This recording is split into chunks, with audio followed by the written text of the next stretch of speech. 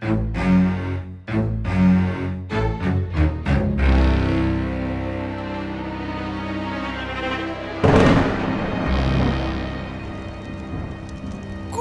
Tag et bienvenue dans sombre machination. Que vous soyez un vieux briscard du lancer de dés ou que vous ne connaissiez même pas le terme de jeu de rôle papier, vous êtes au bon endroit. Coincé dans un souterrain caché dans la grange des Fletcher, nos investigateurs sont face au rire terrifiant qui les hante depuis leur arrivée. Quelle sera la conclusion de ce terrible récit? Nous reprenons pour ce 4e et, je le crains, dernier épisode de cette saison. Oh non! Nos 2 compères ont poursuivi leurs enquêtes et ont découvert un sous-sol étrange où ils ont vu quelque chose qui les a fortement troublés, notamment le cher professeur Bunn, et aussi d'étranges tonneaux contenant on ne sait pas quoi, d'étranges sacs de grains contenant je ne sais pas quoi. Ils ont aussi trouvé un étrange hôtel avec d'étranges figurines de paille et un parchemin en allemand que notre cher professeur a vite fait traduit, parlant d'un rituel, d'un esprit de sacrifice, de rire. Étrange. Nous reprenons alors que vous êtes dans les couloirs de ce petit souterrain. Tu viens de prendre un marteau couvert de chair et de sang et de débris d'os. Et toi, eh bien, tu ne comprends toujours pas pourquoi il y a quelque chose qui te perturbe par rapport à cette pièce où il est allé, mais après tout, tu n'y es jamais allé. Et vous venez d'entendre ce rire caquetant, grinçant au bout du couloir. Était-ce situé dans la grange, en dehors de la grange, vous ne savez pas. Toujours est-il que c'est le seul endroit par lequel sortir. Qu'est-ce qu'on fait? Est-ce que tu penses qu'on peut sortir tranquillement ou nous restons là? Après, bon, ici, je suis pas trop pour rester. Je pense en plus que si Barnaby arrive, il ne sera pas très heureux de nous voir ici. Je pense qu'on est en danger. Et il faut aussi qu'on arrête ça si on le peut. Vous avez votre briquet? J'ai mon briquet, bien sûr, bien sûr. Il faut qu'on aille brûler le parchemin. Brûler le parchemin, mais si c'est juste une notice, ça ne changera pas grand-chose. Mais s'il n'y a qu'une seule notice... Oui, certes, mais bon. Si tu connais par cœur la recette de la pâte à crêpes, si on brûle ta recette, tu pourras toujours faire des crêpes. On va brûler le parchemin. D'accord, tu essayes de retourner en arrière, de brûler le parchemin? Je lui dis d'aller brûler On l'a le pas parchemin. pris le parchemin? Je l'ai pas pris le parchemin? Non. Ah bah, je pensais l'avoir pris. C'est un grand parchemin. On va retourner en arrière et brûler le Je pensais parchemin. l'avoir Très bien. roulé, pris. Vous arrivez, le parchemin est toujours là. Penses-tu pas qu'il faudrait plutôt le prendre? Je suis plus pour conserver ces traces-là. C'est quand même des choses assez importantes. Je ne suis pas trop pour le brûler. Ça ne me paraît pas très judicieux. C'est une pièce historique sans doute très importante. Elle doit être étudiée. Je vais plutôt le rouler. Donc je le roule. Je pense que je pense à autre chose et je pense que je suis omnibulé par tout ce à quoi je pense. Je sais pas comment je le porte. Et je sais pas si je peux le plier pour le mettre dans ma veste. Tu peux le rouler et le mettre un peu dans ta veste, on va dire que ça Parce que passe. je fais ça. Très bien. À contre-cœur, je le laisse faire. Après, si tu penses qu'il a un intérêt de brûler ces fétus de paille, peut-être, hein, je ne sais pas. Si on met le feu et qu'on n'arrive pas à sortir, on va Là, c'est mourir. sûr qu'il faudra sortir. Parce que Et là, on est sinon- déjà en danger. Sachant que ça va faire beaucoup de fumée très vite. On va Oh, mourir c'est vrai. étouffés comme des bêtes. Eh ben, sortons. Ok. J'ai fermement agrippé dans la main droite, du coup, le marteau. Mhm. Et de la main gauche, je tu tiens trouvais ce en fait. marteau Il était rangé dans la pièce. Ah, d'accord, je n'avais la pas pièce. fait attention. C'est pas grave. Et du coup, j'ai le marteau et de ma main droite, ma main gauche, du coup, je tiens, on va dire, la main du professeur. Très bien. Avançons. Et du coup, on se dirige vers le rire. Vous n'avez pas entendu le rire. Vous remontez les escaliers et vous arrivez dans la grange. Eh ben, sortons. Vous refermez derrière vous ou pas? Oui. Le truc, oui. Très bien. Vous refermez derrière vous et vous passez la porte. Ouais, oui, du coup, Qui passe en premier? Donc là, on est remonté de la trappe et on doit sortir par l'endroit où il était difficile de sortir Tout à fait. rapidement. Je sors en premier dehors, professeur. D'accord, bah, Et si tu penses qu'il en est mieux ainsi... Tu sors en premier, qu'est-ce que tu fais? Tu regardes autour de toi ou tu l'aides à sortir d'abord? ce que je fais, c'est que je sors, moi, et on va dire, j'ai le marteau aussi, et du coup, je regarde aux alentours avant de lui dire de venir, en fait. Sors. Tu vois devant toi, à quelques mètres, la silhouette de l'homme et du chien. Tu as ta lampe torche, je te le rappelle. Sans un bruit, avec ma main gauche, dans la main droite j'ai mon marteau, Ouais. avec ma main gauche, j'allume le bouton et j'éclaire la silhouette du chien et de l'homme.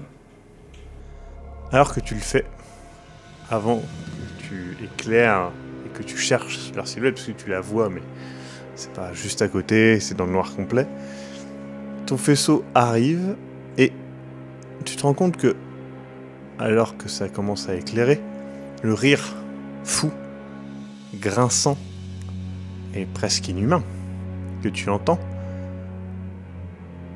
ne vient pas de là où tu pensais qu'il venait.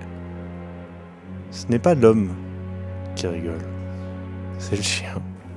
On était sûr. Et ce chien que tu éclaires maintenant et qui sourit d'une manière absolument dérangeante n'a pas d'yeux, n'a pas de bouche, n'a pas d'orifice qui n'est pas rempli d'asticots, dégoulinant et tombant sur le bas de sa gorge et partant jusque son ventre. Tu peux voir une fente refermée par de la ficelle d'où dégoulinent là encore des asticots.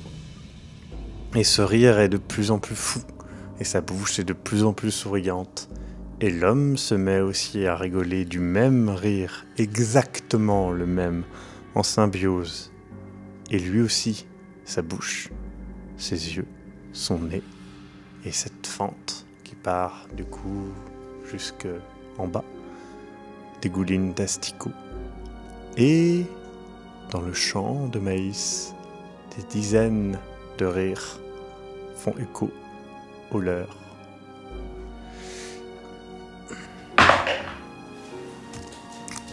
T'as fait 6, tout va bien.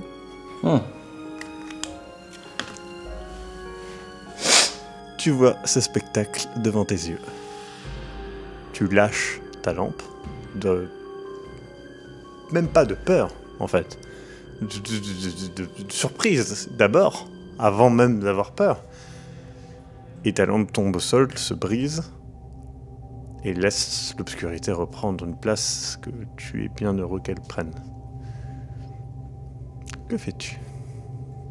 Le vieux professeur attend que tu l'aides à sortir.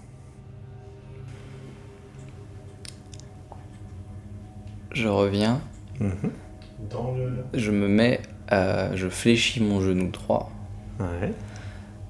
je passe ma jambe droite dessous la porte, je fléchis mon genou gauche et je reglisse sous la porte. D'accord. Alors qu'il sort, tu l'entends s'arrêter. Tu entends ce rire vraiment dérangeant. Puis, comme si tu l'entendais une deuxième fois en symbiose, et puis des dizaines de fois en écho. Et puis, tu revois, eh bien, Daniel revenir par la porte, et tu vois son regard, les larmes aux yeux, les yeux écarquillés, le visage pâle et tremblant. Danny, tout va bien, Danny? Professeur, on va rester ici. Dans la grange? contre, explique-moi tout. Que se passe-t-il? Là, on est en danger, mais si on sort dehors, on le sera plus. Du coup, on va rester là, d'accord? D'accord, mais que se passe-t-il dehors? Qu'est-ce que tu as vu? Tu as l'air paniqué comme jamais. Dehors, professeur, il ne faut pas qu'on y aille car c'est trop dangereux. Mais qu'est-ce qui est dangereux? On va se concentrer sur ce qui se passe ici et... Dany, raconte-moi, explique-moi. J'ai besoin de savoir. Calmez-vous, docteur, professeur, Raconte-moi. ne parlez pas aussi fort. Qu'as-tu vu? Explique-moi. J'ai revu l'homme... L'homme rieur avec son chien? Oui. Et alors, qu'est-ce qu'il fait? Il rit avec le chien. Il rit avec le chien? Le chien rigole également? L'homme rit. Oui. Et le chien rit. Et tout rit. Tout, c'est-à-dire? On va rester ici. Mais non, mais... Et on va attendre. Écoutez, Daniel. Tu perds un dé de santé mentale en écoutant son histoire, mais immédiatement, tu te dis que c'est impossible, qu'il est fou, que ce qu'il raconte est impossible, et tu te précipites vers cette porte. C'est improbable. Écoute, ce qu'il raconte. Daniel, je vais voir, et je pense que tu te trompes, clairement. Du coup, j'ai le temps de réagir? Bah, pas au début, parce qu'il va trop vite, mais tu peux réagir. Ok. Alors, au moment où je peux réagir, il est où, Gaziv? Il est en train de passer... Je chope ses deux chevilles, je le tire vers moi de toutes les forces que je peux déployer. Donc toi, tu es traîné alors que tu vois... T'as quand même aperçu dehors la silhouette d'un homme, la silhouette d'un chien, et...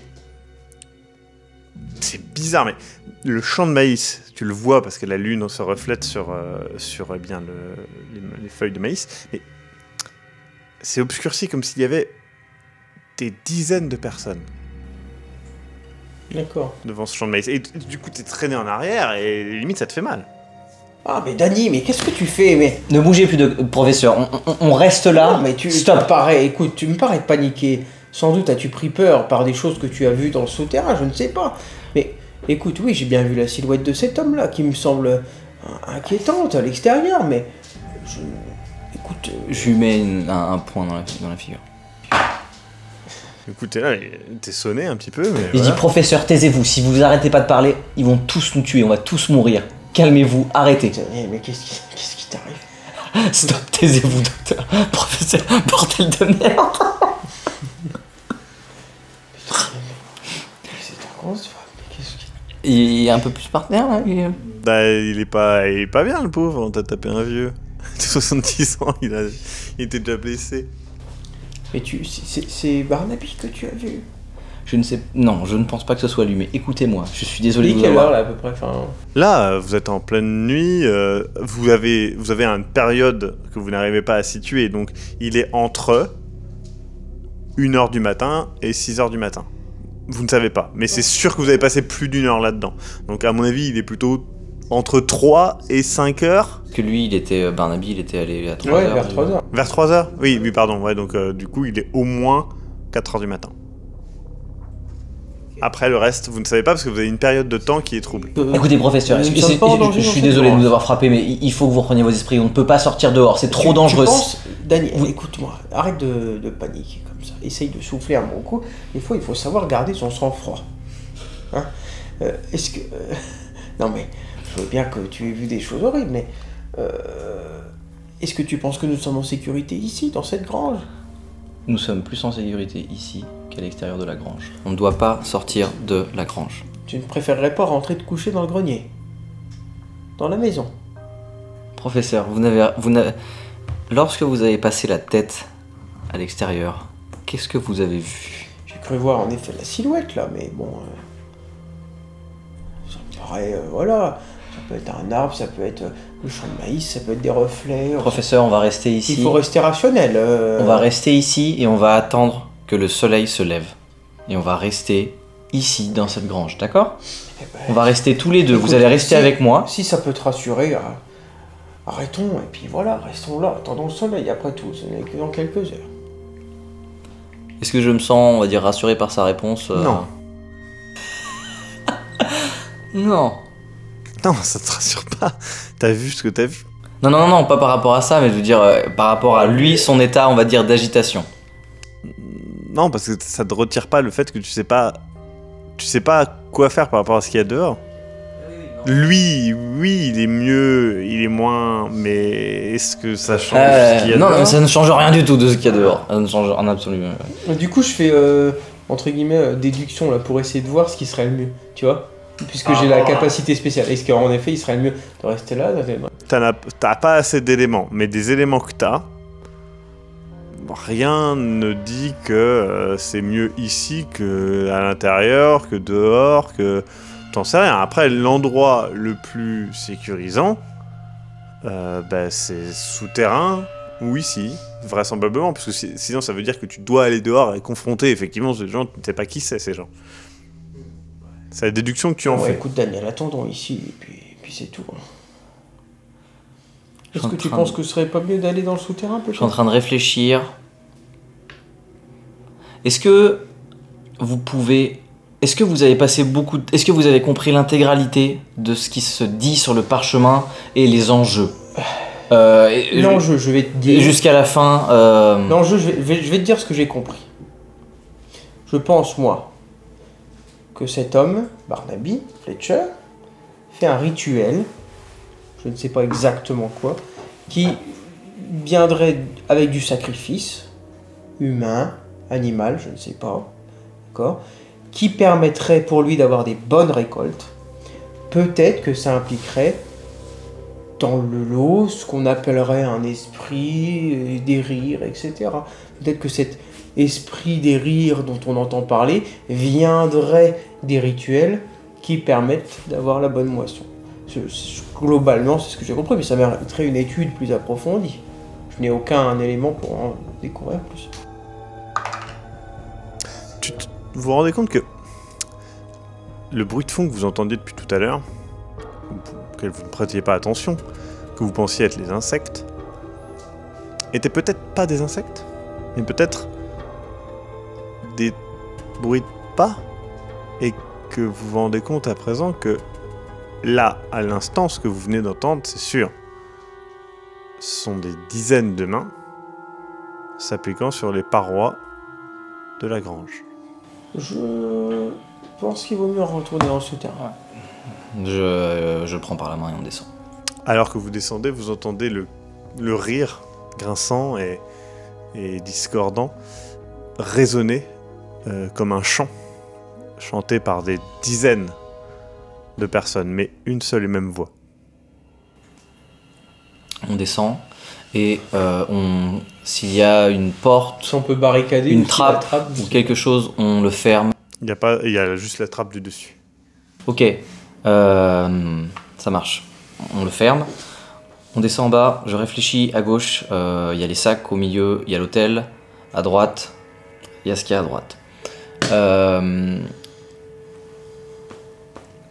C'est aller voir, je sais pas, ce qu'il y a dans les tonneaux, si on peut se barricader avec des tonneaux, peut-être, je ne sais pas, quelque chose. On va aller regarder à droite.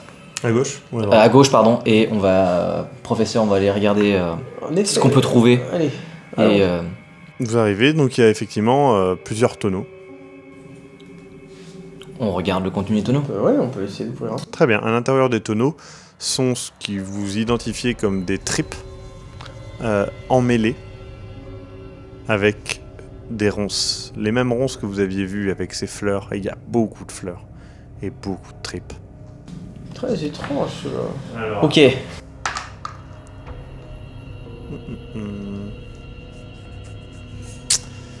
Malheureusement, nous perdons le professeur Philippe Bunn. Ouais. Il part dans un délire. Il dit, mais regardez, ce n'est rien. Il commence à enfuir ses mains dans le truc, ça déchire sa peau, littéralement, sur les ronces, et il est là, il fait, regardez, ce n'est rien, et il commence à tirer les trucs, tu vois que ça arrache sa peau jusqu'aux os, Et il fait regardez, regardez, ce n'est rien, regardez, ce n'est rien, regardez.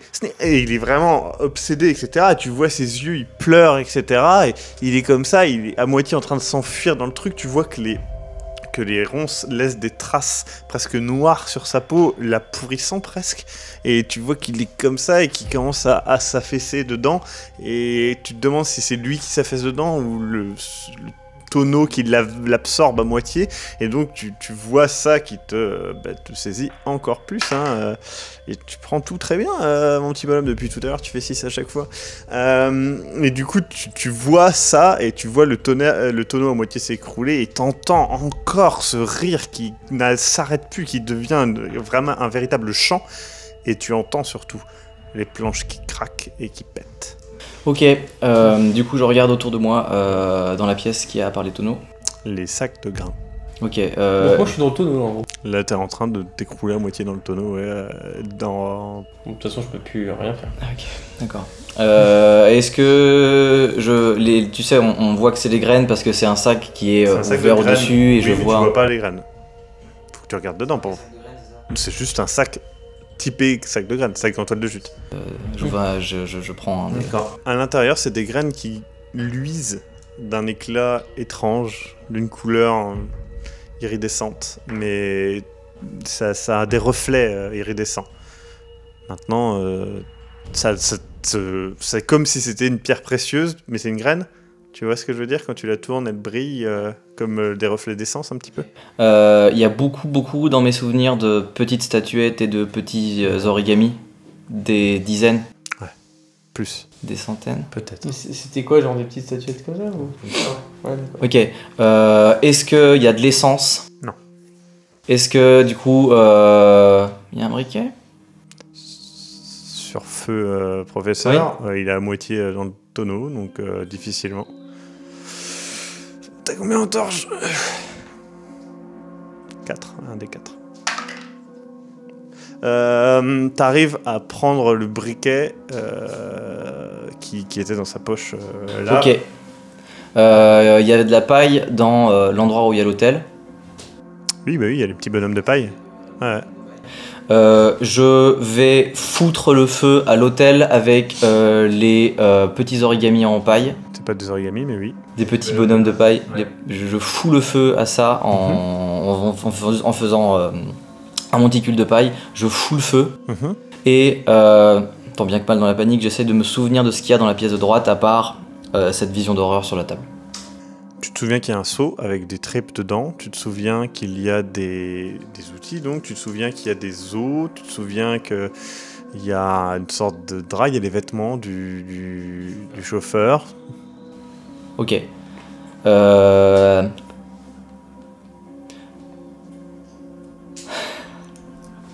Ok. Le feu a pris. Hein. Ouais, le feu a pris. La fumée s'épaissit. La fumée s'épaissit, c'est bien. C'est très bien. Du coup, je garde, je retourne dans le, je vais là où il y avait le chauffeur et je fouille dans ses. Avant que tu arrives, tu te rends compte que le feu, tout ça, ça t'avait bien occupé, mais ça t'avait éloigné de la source du bruit, des bouts de bois qui s'écroulaient là.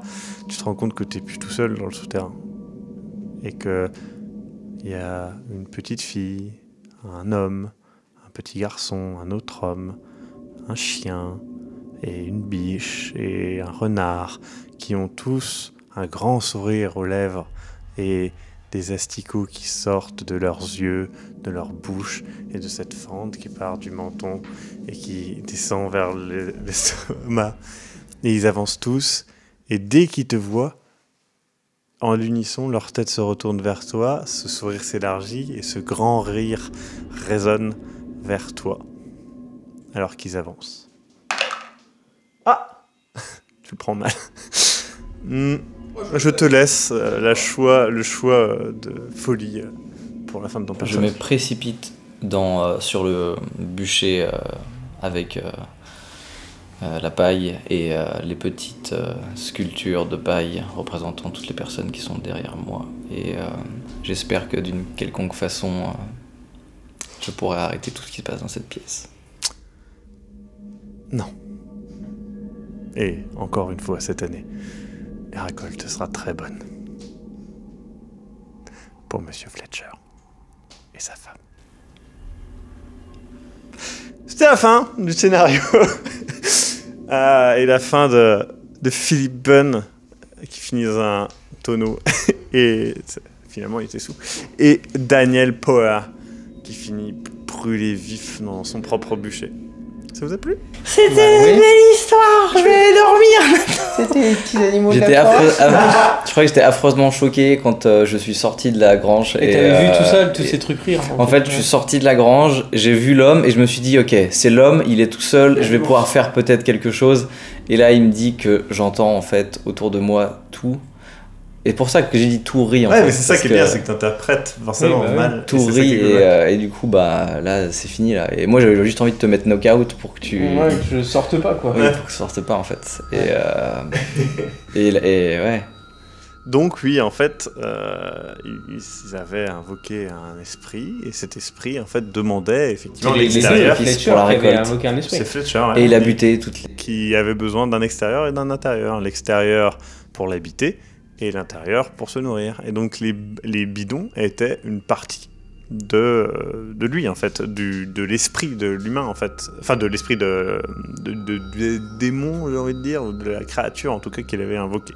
Et donc, elle se nourrissait des tripes, et du coup, il devait lui en fournir régulièrement. Et ces tripes, eh bien, ne servaient qu'à le nourrir lui, mais par contre, lui, il habitait, littéralement, la peau de ce qui restait. Et donc du coup, tout ce que vous voyez depuis le début, la biche, le cerf, le chien, l'homme avec le chien, tout ça, eh ben, c'était l'esprit, entre guillemets, qui rigolait et qui est juste un esprit... l'idée qu'on se fait un petit peu des esprits de la nature, un petit peu « ah ah, oui, hi hi hi », eh ben oui, lui aussi, il rigole, hi hi hi. Et donc voilà. Et je précise que l'idée, en fait, j'avais l'idée de voilà, une ferme où vous y allez, machin. J'ai trop pensé à Soleil Vert, moi j'ai pensé à ça. Ah bah pas du tout, mais du coup par contre l'idée des pots remplis, en fait à la base je voulais un chien qui rigole, ça c'était un des premiers trucs que je voulais mettre, ça fait longtemps que je voulais le mettre, et je voulais le mettre dans la campagne d'Elta Green à la base, mais je l'ai pas mis. Et en fait c'est l'autre soir, pendant le live blabla, c'est Miss Falcio qui a parlé d'un rêve qu'elle faisait où elle imaginait la peau de sa sœur, je crois, la poursuivre avec un couteau en rigolant. Et du coup, je trouvais l'image d'une peau simplement qui te poursuit en rigolant horrible. Et ça, mélangé au chien, je trouvais ça trop cool. Après, je me dis, faut qu'il y ait quelque chose dans la peau pour que ça soit encore plus dégueulasse. Et quoi de mieux que des asticots et compagnie, parce que c'est pas parfaitement dégueulasse. Donc voilà. Donc c'est une invention que, alors j'ai écrit très vite fait, puisque j'ai écrit hier et avant-hier. Donc voilà. Eh ben, très bon scénario. Et du coup, c'est vrai que quand c'est assez simple. C'est ça. Je pense vraiment c'est quelque chose. Tu nous as piné avec le trajet. Moi j'ai cru que c'était qu'une étape. Bah oui, c'est ça qui est très bien. Oui, c'est cool ce côté-là. C'est ça aussi. Alors du coup, je reviens un petit peu sur le truc, c'est que dans ce format-là, ça sera toujours très dur de faire un format trop ouvert. Je pense que pour vous spoiler un petit peu, je compte faire Dead Genesis. Dans Dead Genesis, je pense que ça sera plus ouvert parce que ça s'y prête plus. Mais honnêtement, si je railroad pas un petit peu, très vite, ça ralentit le rythme de ouf. Je le dis parce que je sais qu'il y a beaucoup de gens qui disent ah oui mais tu railroad, ouais mais si je fais pas ça, ça ralentit le rythme. Regardez sur Tales from the Loop par exemple, sur des trucs comme ça, bah, je railroad pas et du coup un épisode qui est censé durer par exemple pour moi un scénario qui est censé durer 1 ou 2 épisodes, il aura tendance à durer 3 ou 4 épisodes avec des séquences qui sont peut-être intéressantes mais peut-être pas, surtout dans un format enregistré et monté. Donc voilà, moi je trouve ça mieux. Maintenant ça reste un test, donc n'hésitez pas à laisser vos commentaires, même si je les verrai bien après qu'on ait fait certaines autres saisons. Et on est d'accord, du coup les voitures au bord de la route c'était eux. Ah, les voitures au bord de la route c'était et eux. Les maisons abandonnées. Les maisons c'était eux. Et j'avais un truc où en fait la première victime qu'ils ont fait, ils le voulaient pas, mais c'était leur fils en fait. Et ouais, moi je pensais à un truc avec le rire de l'enfant, ça me faisait penser à un... En fait le moment pourquoi où du coup la femme elle disait partez fuyez. Bah parce qu'elle est bonne entre guillemets, elle accepte pas en fait. Le chauffeur, donc à partir du moment où vous avez le chauffeur, c'est bon, ils peuvent en trouver d'autres des gens. Mais sauf que là, ils ont jamais de contact avec les gens. Mais donc Fletcher lui, il avait pour but de nous sacrifier? Pas forcément. D'accord. C'est juste que bah, vous cherchez forcément, vous êtes des gens qui Investigateur. cherchaient. Et c'est ça le truc. Alors oui, il y a toujours le cliché de, enfin, c'est comme disait Kevin, c'est genre jamais dans ta vie tu vois une lueur dans la forêt et t'y vas, jamais dans ta vie tu vas gratter ça, tu vas faire ok je m'en vais. On va dans la grange, hein, professeur. On y va. Aller dans la grange, c'est pire idée. Ah, mais c'est pour ça que j'essaie de le rationaliser en mode c'est On notre est des rôle, ouais. on est archéologue, c'est peut-être des croyances parce que c'est vrai que tu peux mais avoir ce genre de truc. C'est pour ça que j'essaie de le rationaliser. Mais le joueur, il a pas envie d'aller dormir. Le joueur, il a envie d'y aller. Ouais. Au bon C'est moment. pour ça que même des fois, si c'est pas Railroad, en fait, en tant que joueur, de toute façon, tu vas dans ces pas-là que tu n'irais, dans lesquels tu n'irais pas en temps normal. Je veux dire, quand on est dans l'épisode 1, sur le côté, bah voilà, vous êtes en panne au milieu de nulle part, est-ce que tu essaies de retourner sur la route principale pour faire du stop, ou est-ce que tu essaies d'aller dans la lueur dans la forêt? Bah, dans la vraie vie, tu retournes sur la route principale, puis tu essaies de trouver une voiture, quoi. Mais là, t'es joueur, tu te dis, je vais dans la lueur, hein. Et là, c'est du Railroad, mais de toute façon, même sans ça, on sait Oui, ce c'est qu'on ça. ferait. Donc, ouais.